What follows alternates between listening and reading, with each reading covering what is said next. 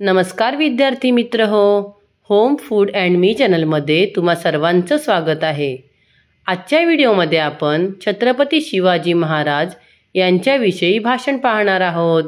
चला तर मग व्हिडिओला सुरुवात करूया।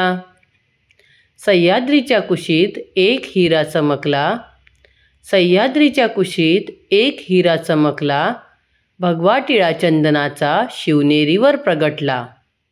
घेऊनी तलवार शत्रूवर गरजला, घेऊनी तलवार शत्रूवर गरजला, महाराष्ट्रात असा एक शिवाजी राजा होऊन गेला, महाराष्ट्रात असा एक शिवाजी राजा होऊन गेला।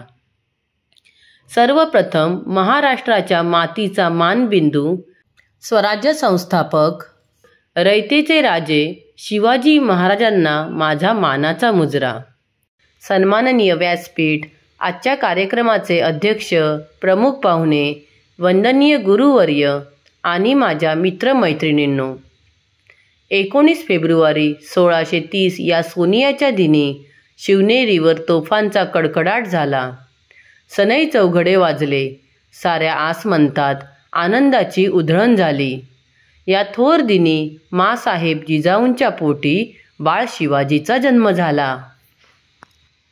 बाळराजांना त्यांचे पिताजी शहाजीराजांचा फारसा सहवास लाभला नाही, तरीही माँसाहेब जिजाऊंनी उत्तम संस्कार देऊन शिवबांना घडवले। बाळ शिवाजीने लहान वयातच स्वराज्य स्थापन करण्याचे अवघड स्वप्न पाहिले। स्वराज्य निर्मितीच्या कार्यात त्यांना अनेक अडथळे आले, पण स्वराज्य निर्मितीच्या ध्येयापासून किंचितही बाजूला सरले नाही। तानाजी मालुसरे, बाजीप्रभू देशपांडे, जीवा महाला, शिवा काशीद, नेताजी पालकर आदी जीवाला जीव देणारे मावळे त्यांनी तयार केले।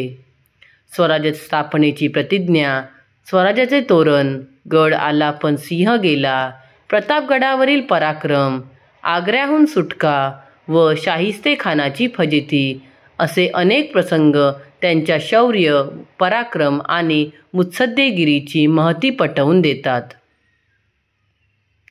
शिवाजी महाराज हे अष्टपैलू सर्वगुण संपन्न व्यक्तिमत्व होते।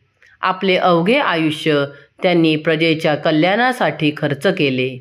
शेतकऱ्याच्या गवताच्या काडीलाही धक्का लागणार नाही याची ते दक्षता घेत। अशा या महान कल्याणकारी राजाचा मृत्यू 3 एप्रिल 1680 रोजी रायगडावर झाला। अशा या महान राजास माझे कोटी कोटी प्रणाम। जय जिजाऊ, जय शिवराय। धन्यवाद।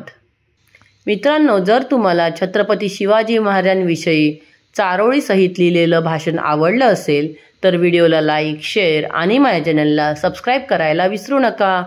पुन्हा भेटूया अशाच एका नवीन व्हिडिओसोबत। Bye bye.